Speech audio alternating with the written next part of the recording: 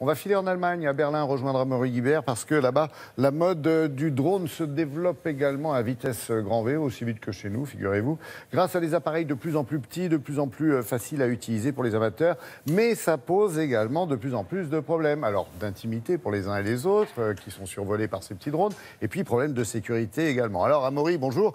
Les autorités ont pris le taureau par les cornes, si on peut dire, et ont décidé de réagir face à ce phénomène.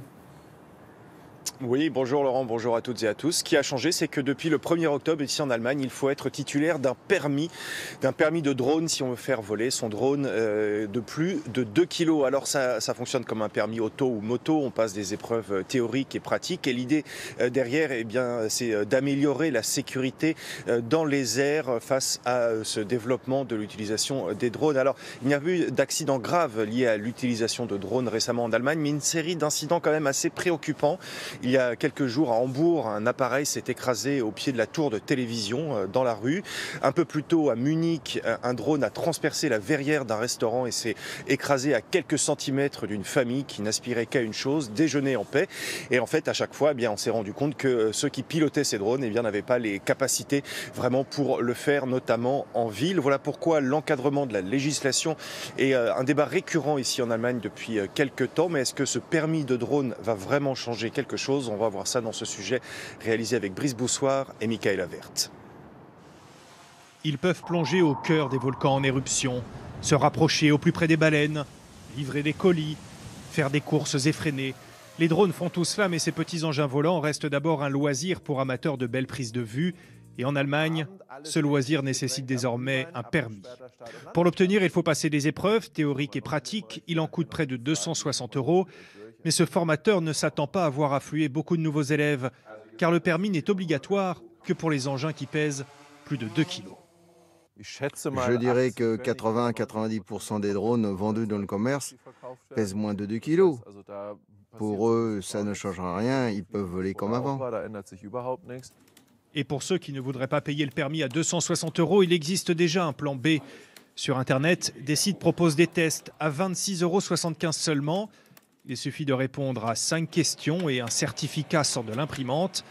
Ce n'est pas cela qui va améliorer la sécurité et éviter des situations dangereuses, comme sur ces images où un drone se rapproche d'un avion au décollage. Certes, il n'y a pas encore eu d'accident grave avec des dommages importants aux personnes ou aux biens. Mais je crains que ce ne soit qu'une question de temps. Ça va arriver un jour. Les pilotes de drones devront-ils un jour être aussi qualifiés que les pilotes d'avions de tourisme ? Certains en Allemagne le réclament, mais on en est encore loin. Et du coup, Amaury, est-ce que cette législation en Allemagne est plus sévère, on peut dire, que celle que l'on a en France ? À l'heure actuelle, oui, Laurent, ce qui existe en Allemagne, c'est plus strict que ce qui existe en France, parce qu'en France, eh bien, pour les drones, il n'est pas nécessaire d'avoir de permis, de brevet pour les appareils en dessous de 25 kilos, autant dire que ça concerne tous les appareils vendus dans le commerce. Mais alors attention, la législation va changer aussi en France à partir du 1er janvier 2018.